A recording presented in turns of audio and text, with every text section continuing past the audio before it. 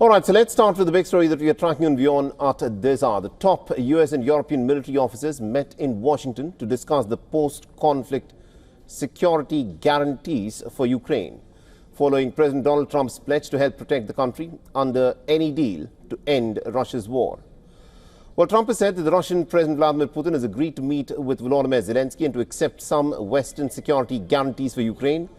These promises have been met with extreme caution by Kiev and other Western capitals, and many details about these security guarantees by America still remain very vague. According to Bloomberg, about 10 European nations are ready to send troops to Ukraine as part of a peace agreement.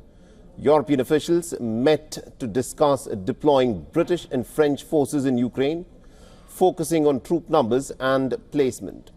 On Tuesday, Trump publicly ruled out deploying US troops in Ukraine, but appeared to leave the door open to other US military involvement. In an interview with Fox News' Fox and Friends program, which is one of his favorite programs, Donald Trump suggested that Washington could provide air support to Ukraine. Trump said that when it comes to security, they are willing to put people on the ground. Now, France and Germany, and a couple of them, that is the United Kingdom, they want to have boots on the ground. He added, we are willing to help them with things, especially probably if you talk about by air. The White House has announced that Washington is willing to assist in coordinating security guarantees for Ukraine.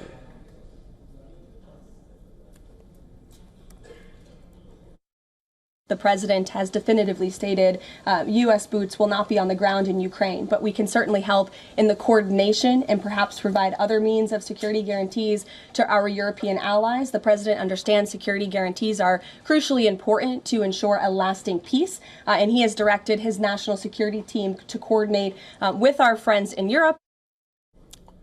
Now, according to Reuters, the Pentagon is now exploring potential U.S. support for Ukraine beyond providing weapons, focusing on options that are both militarily feasible and also acceptable to Kremlin.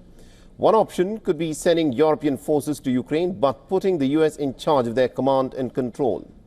The troops would not be under a NATO banner, but, interestingly, could operate under their own nation flags. However, Russia's foreign ministry has ruled out the deployment of any troops from NATO nations to help secure a peace deal.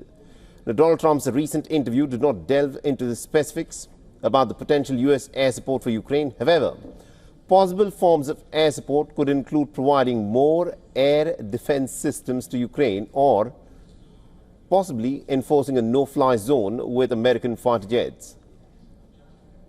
Made clear no U.S. boots on the ground. Is the president considering U.S. boots in the air as a form of a security guarantee? Look, that was something the president mentioned on his interview this morning. It is an option and a possibility. I won't certainly rule out anything as far as military options that the president has at his disposal.